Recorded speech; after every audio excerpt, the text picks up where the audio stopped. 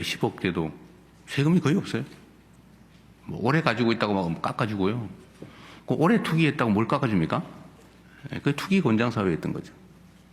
그래서 제가 부동산 정책에는 집이 여러 채가 아닌 사람은 복사하는 사람도 다 빼자 이래가지고 다 빼고 있어요.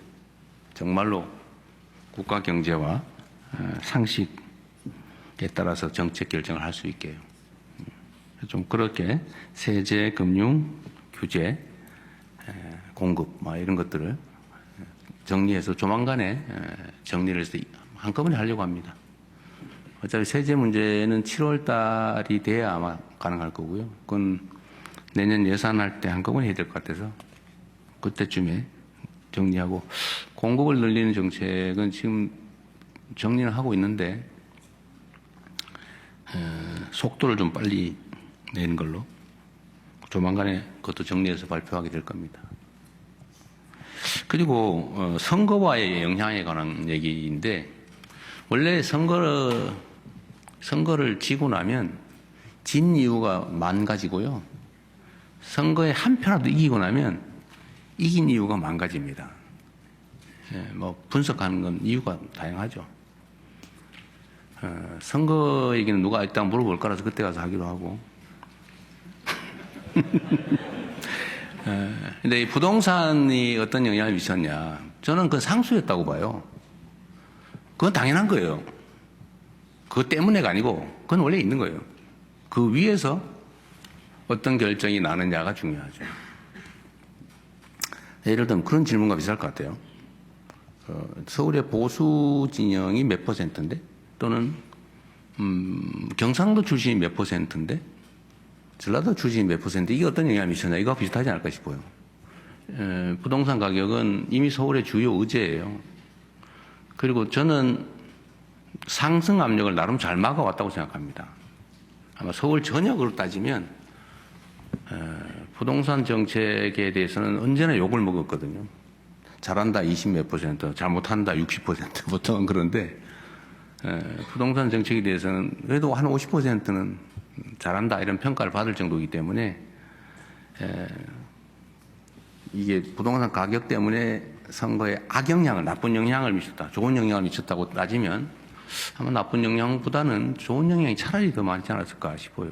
만약에 제가 1월 달부터 소위 말하는 구두 개입을 통해서 이걸 좀 이렇게 눌러놓지 않았으면 엄청나게 폭등했을 거예요.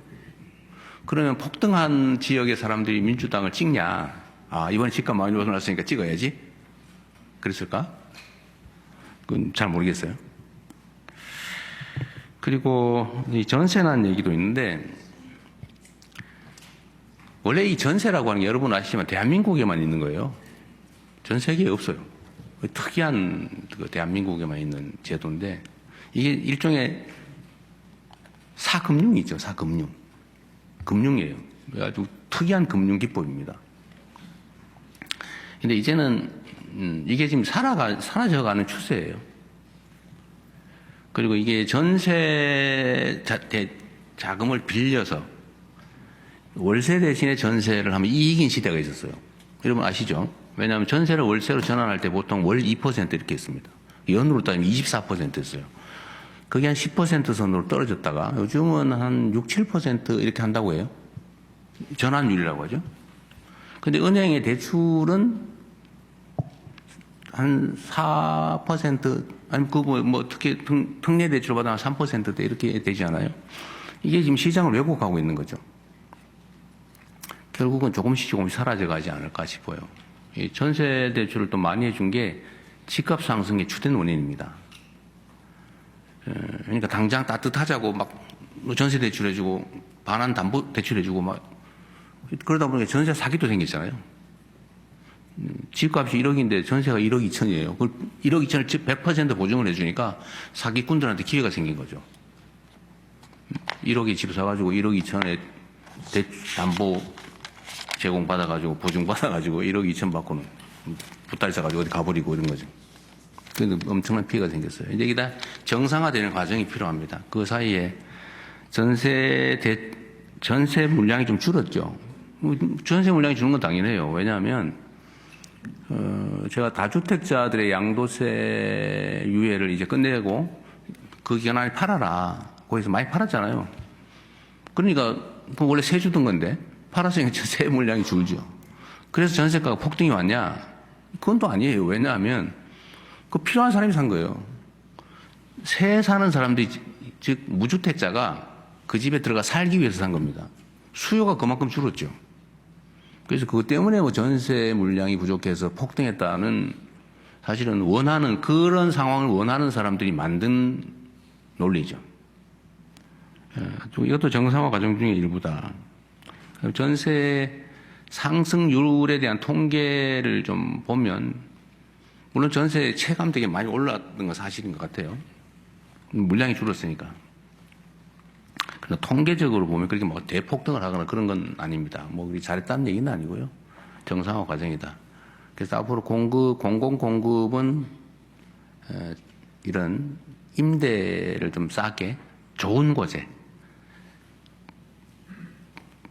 평범한 중산층 정도 충분히 살 수 있는 좋은 품질의 것으로 지금 공급을 하려고 합니다. 조금씩 해결되지 않을까 싶네요. 주제가 너무 어렵다 보니까 말이 길었습니다. 네.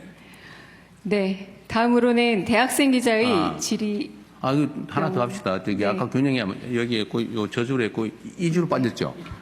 이 줄에도 여성이 한 번 하기로 하죠. 네. 우리 오른쪽에, 네, 두 번째.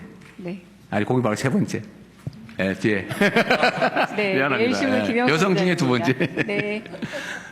네, 저 내일신문 김영선 기자라고 합니다. 네. 그 지난 1년 참 누군지는 모르